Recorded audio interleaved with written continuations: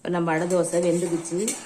அரிசி இல்லாமல் பாருங்கள், சூப்பராக அடை தோசை பருப்பு ரவை வச்சு செஞ்சிட்டோம். இதே போல் நீங்கள் செஞ்சு பாருங்கள். இது ரொம்ப சத்தானது, புரோட்டீன் அதிகம் உள்ளது. என்னோடய சேனலை பார்க்குறவங்க அனைவருக்கும் ரொம்ப ரொம்ப நன்றி, வணக்கம். இப்போ நம்ம இன்னொரு தோசையும் ஊற்றிக்கலாம். இது எப்படி செய்யலான்னு வாங்க பார்க்கலாம் ஃப்ரெண்ட்ஸ்.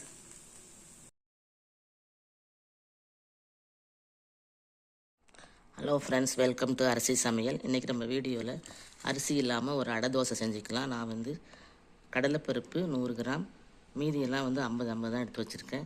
ரவை ஒரு 50, 3 காஞ்ச மிளகாய், பாசிப்பருப்பு, உளுந்தம்பருப்பு, துவரம்பருப்பு, கடலைப்பருப்பு மட்டும் 100 கிராம், மீதி எல்லாமே 50.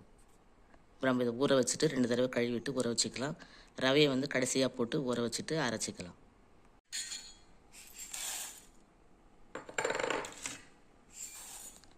எல்லாத்தையும் ஒன்றா கொட்டி கழுவிக்கலாம்.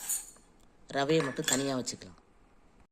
இப்போ நம்ம 3 தடவை கழுவிட்டு நம்ம தண்ணி ஊற்றி நல்ல தண்ணி ஊற வச்சுருக்கோம். 3 காஞ்ச மிளகாய் போட்டிருக்கேன். இப்போ மூடி வச்சுக்கலாம்.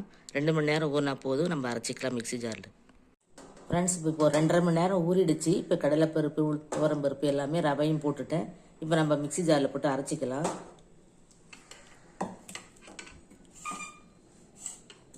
ரெண்டு தடவையாக அரைச்சிக்கலாம்.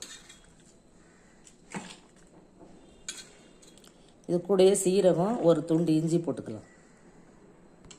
நம்ம முதல்ல ஒரு தடவை அரைச்சிட்டு கொஞ்சம் மஞ்சத்தூள் போட்டிருக்கேன். இப்போ 2வது நம்ம அரைச்சிக்கலாம்.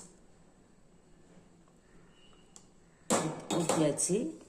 இப்போ அடுத்ததாக பெருங்காயம் போட்டுட்டு கருவேப்பிலை, மல்லி இலை, புதினா, கேரட் இதெல்லாம் வதக்கி எண்ணெயில் வதக்கி இந்த மாவில் போட்டுக்கலாம். கீரை இருந்தால் கீரை போட்டுக்கோங்க, எல்லா கீரையும் போட்டுக்கலாம். ஒரு பேன் வச்சு 2 ஸ்பூன் எண்ணெய் விட்டுருக்கேன். சீரகம் போட்டிருக்கேன். இப்போ இந்த வெங்காயம், கேரட்லாம் போட்டுக்கலாம்.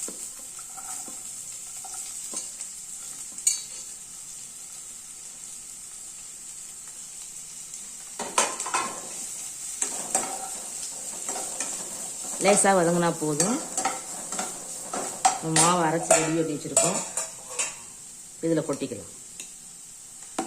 மாவு இன்னும் தண்ணியை வேணாலும் நம்ம ஊற்றிக்கலாம்.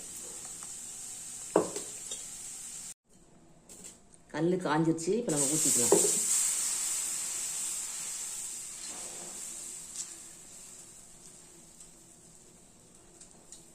மேலே கொஞ்சம் எண்ணெய் விட்டுக்கலாம்.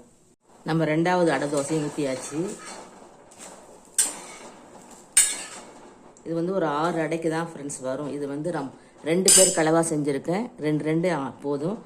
நீங்கள் நல்லா சாப்பிடலான்னா 3 சாப்பிட்டுக்கலாம். நான் போட்டுக்கிற அளவு 6 அடை தான் வரும்.